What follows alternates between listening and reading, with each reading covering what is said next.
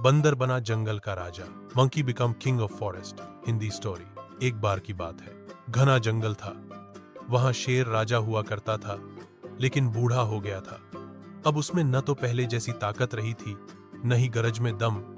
जानवरों ने मिलकर फैसला किया कि नए राजा का चुनाव किया जाए। सभा बुलाई गई। हाथी, भालू, बाघ, लोमड़ी, हिरण, सभी जानवर आए। हर कोई अपनी अपनी राय दे रहा था। तभी मस्ती में उछलता कूदता एक बंदर आया। उसने अपने करतब दिखाए। पेड़ों पर झूलना, कलाबाजी खाना, आवाजें निकालकर सबको हंसाना। सभा में मौजूद छोटे जानवर उसकी बातों पर खूब हंसने लगे। बंदर ने कहा, मैं राजा बनूंगा। मैं सबसे चतुर हूं, सबसे तेज हूं और सबसे मनोरंजन करता हूं। कुछ जानवरों को उसकी बात मजेदार लगी, तो कुछ ने मजाक उड़ाया।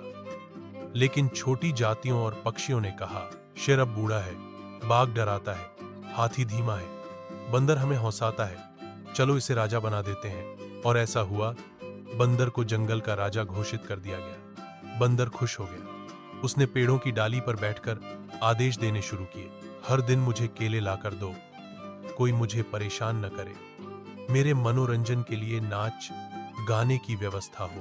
धीरे धीरे जानवरों को समझ आने लगा कि बंदर केवल मस्ती में राजा बना है, लेकिन उसमें निर्णय लेने की समझ नहीं है।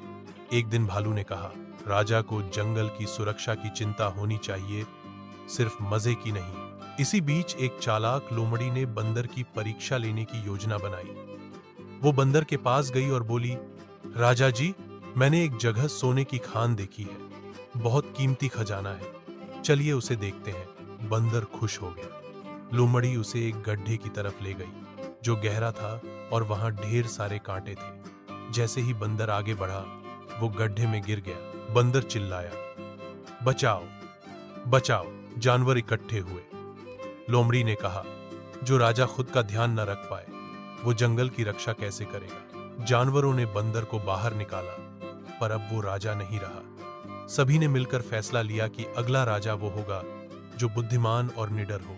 सीख, मोराल, राजा वही बनना चाहिए जो जिम्मेदार, बुद्धिमान और निडर हो, केवल मनोरंजन करने वाला नहीं।